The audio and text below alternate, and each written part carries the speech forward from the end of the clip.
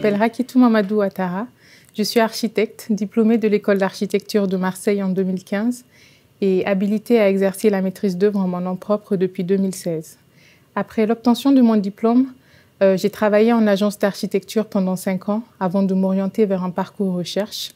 La recherche me paraissait un très bon moyen d'avoir un impact social sur mon pays d'origine, étant nigérienne. Je suis actuellement inscrite en 2e année à l'université Paris-Cité, au laboratoire CESMA, qui est le centre d'études en sciences sociales sur les mondes africains, américains et asiatiques. Mon sujet de recherche porte sur la structuration de la profession d'architecte au Niger, au Mali et au Burkina Faso.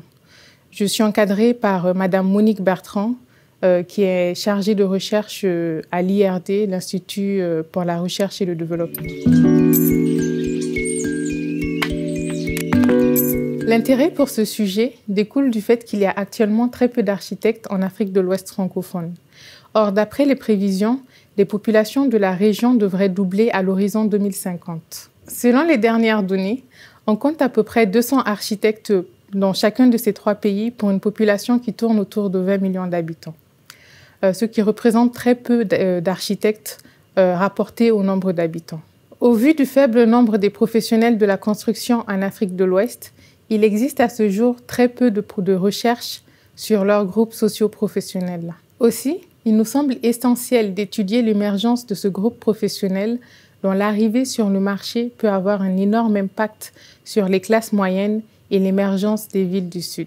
Les premières enquêtes de terrain réalisées lors de ma première année de doctorat m'ont permis de rencontrer plus de 90 architectes, agents des services publics, entreprises de construction. Ces entretiens ont été l'occasion de consolider un certain nombre de mes hypothèses, notamment le fort impact des architectes dans la construction et l'élaboration des lois qui est en cours dans ces pays. Ces échanges confirment également la nécessité de la mise en place de formations en architecture dans ces pays. En effet, aucun de ces 3 pays ne dispose d'une formation en architecture sur son territoire, ce qui pose d'énormes questions au vu des défis qui attendent ces pays. De nombreuses questions portent également sur la mise en place d'un cadre législatif qui permettrait un meilleur contrôle des constructions sur place. Ces questions portent notamment sur la mise en place du permis de construire, une question qui est très épineuse dans les pays concernés.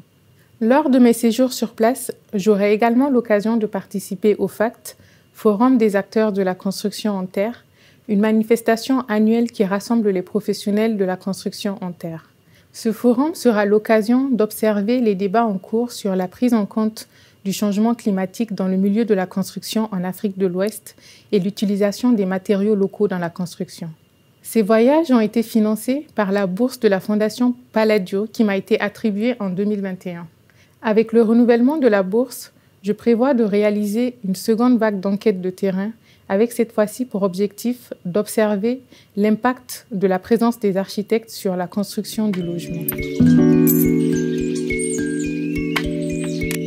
En faisant cette recherche, nous espérons pouvoir offrir aux organisations professionnelles et aux États d'Afrique de l'Ouest des outils pour mieux comprendre et ainsi pouvoir structurer la filière de la construction en Afrique de l'Ouest.